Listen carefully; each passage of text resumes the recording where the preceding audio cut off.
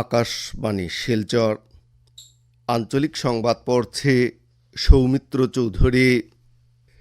রাজ্যে গত কয়েকদিন থেকে অবিরাম বৃষ্টিপাতের ফলে কয়েকটি জেলার বন্যা পরিস্থিতি জটিল আকার ধারণ করেছে। ধেমাজি, চড়াইদেও, তিনসুকিয়া, লক্ষিমপুর, শিবসাগর, যোরহাট ও উদালগুড়ি জেলায় বন্যা সবচেয়ে বেশি ক্ষতিগ্রস্ত করেছে।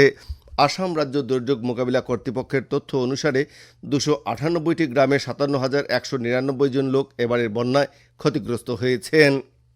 প্রশাসনের পক্ষ থেকে স্থাপন করা 14টি শিবিরে প্রায় 500 লোক আশ্রয় গ্রহণ করেছেন। মুখ্যমন্ত্রী ডক্টর হিমন্ত বিশ্ব শর্মার নির্দেশে মন্ত্রী বিমল বড়া গতকাল সকালে শিবসাগর জেলার বন্যা পরিস্থিতি খতিয়ে দেখেন। কাছাড় জেলা প্রশাসন থেকে সম্ভাব্য বন্যা পরিস্থিতি মোকাবিলায় সতর্ক বার্তা জারি করে জনসাধারণকে সতর্কতা থাকার এবং প্রয়োজনীয় সাবধানতা অবলম্বন করার আহ্বান জানানো হয়েছে। জেলা দুর্যোগ ব্যবস্থাপনা কর্তৃপক্ষের পক্ষ থেকে জারি করা এক বিজ্ঞপ্তিতে জানানো হয় যে জেলা প্রশাসন সমগ্র পরিস্থিতির উপর 24 ঘন্টা নজর রেখে চলছে। সব সংশ্লিষ্ট কার্যালয়, জরুরি পরিষেবা বিভাগ, মাঠ পর্যায়ের আধিকারিক ও কর্মীদের সর্বোচ্চ সতর্ক থাকার নির্দেশ দেওয়া হয়েছে। সম্ভাব্য যে কোনো বন্যা পরিস্থিতির দ্রুত মোকাবিলার লক্ষ্যে ইতিমধ্যেই প্রয়োজনীয় ব্যবস্থাও গ্রহণ করা হয়েছে।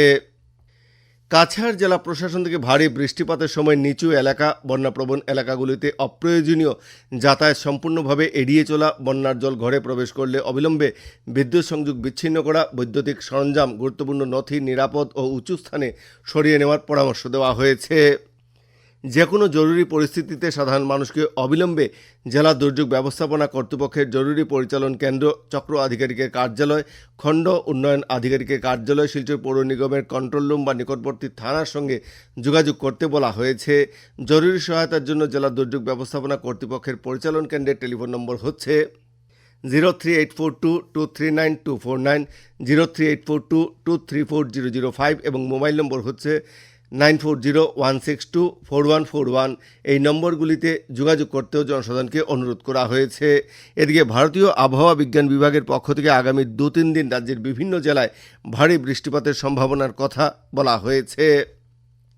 শ্রীভূমি শহর হয়ে সুতারকান্দি সড়ক, শ্রীভূমি শহরের বাইপাস পয়েন্ট থেকে পেট্রোল পাম্প পয়েন্ট এবং লোয়ারপুয়া বাইপাস পয়েন্ট থেকে লোয়ারপুয়া 20 নম্বর জাতীয় সড়ক পর্যন্ত সড়ক সংস্কার করতে NHIDCL কর্তৃপক্ষকে নির্দেশ দেওয়া হয়েছে। রাজ্যের জনস্বাস্থ্য, কারিগরি, বরাক উপত্যকা ও পার্বত্য এলাকা উন্নয়ন বিভাগের মন্ত্রী কৃষ্ণেন্দু পাল গতকাল শ্রীভূমি জেলা আয়ুক্তের কার্যালয় সম্মেলন কক্ষে এক পর্যালোচনা বৈঠকে একথা জানান। বৈঠকে মন্ত্রী শ্রী পাল শ্রীভূমি শহরে জল সরবরাহ প্রকল্প নির্মাণের জন্য রাজ্য সরকারের পক্ষ থেকে 80 কোটি টাকা এবং পাথারকান্দি ও রামকৃষ্ণনগরে মেগা জল সরবরাহ প্রকল্প নির্মাণের অনুমোদন দেওয়া হয়েছে বলে জানিয়েছেন। এছাড়া সভায় আগামী 2রা আগস্ট থেকে শুরু হতে যাওয়া জনগণনার সেলফ এনুমারেশনের জন্য পোর্টাল খোলা হবে বলেও সভায় জানানো হয়। জনগণনা 2027কে সামনে রেখে কাছাড় জেলা প্রশাসনের উদ্যোগে গতকাল থেকে জেলার শিলচর, লক্ষ্মীপুর, কাটিগড়া, উধারবন্দ ও সুনাই রাজস্ব চক্রের এনুমারেটর এবং সুপারভাইজারদের প্রথম পর্যায়ে প্রশিক্ষণ কার্যসূচি শিলচর কাছাড় কলেজে শুরু হয়েছে।